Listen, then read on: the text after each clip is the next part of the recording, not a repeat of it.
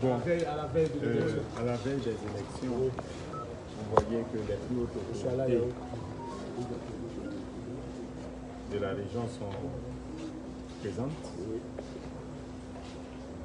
Ça vous dit l'intérêt que ces élections révèlent pour la nation, l'intérêt que le football en tant que discipline sportive révèle pour l'ensemble du pays.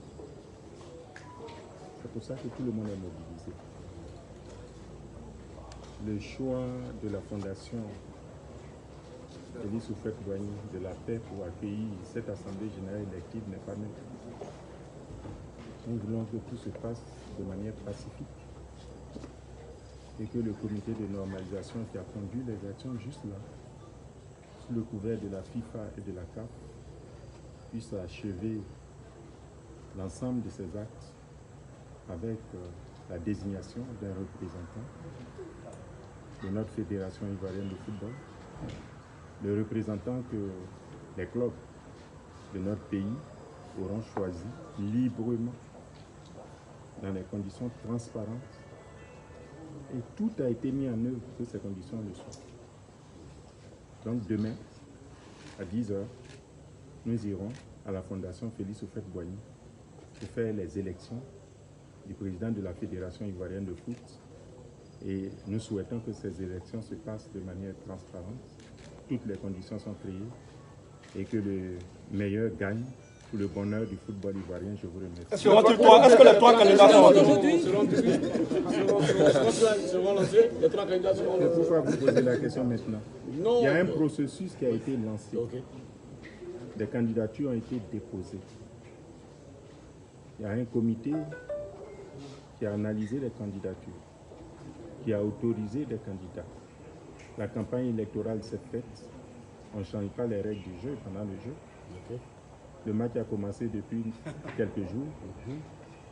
Là, nous sommes dans les minutes de prolongation. Donc, pourquoi vous voulez qu'on change les règles? Merci. Pourquoi une réunion s'est tenue ce soir?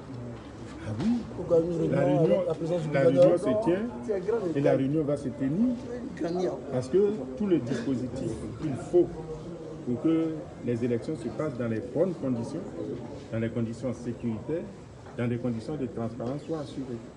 Vous avez vu que la CAF et la FIFA ont dépêché des représentants.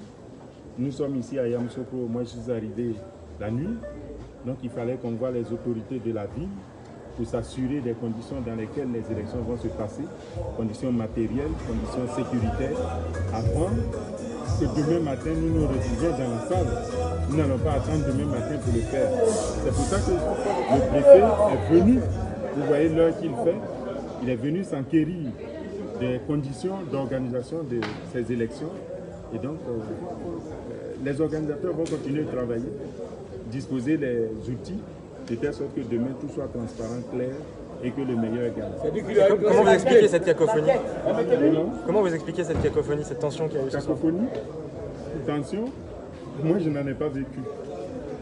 Est-ce que l'enquête est maintenue? C'est lui qui a une grande sécurité. L'enquête d'intégrité, après l'élection demain. Mais je vous ai dit que les conditions étaient définies depuis longtemps. Oui.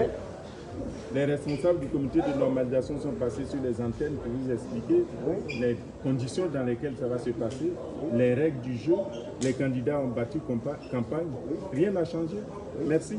Côté sécurité, pourquoi une mobilisation de l'armée? La sécurité, vous voyez que vous êtes en sécurité. Regardez. Les braves représentants de la sécurité sont là. Donc vous serez en sécurité. Des checkpoints prévus. Les conditions de sécurité sont prévues et seront réalisées. Merci beaucoup. Merci. L'État jouera son rôle. Merci, monsieur. Merci. Votre nom, s'il vous plaît. On va essayer.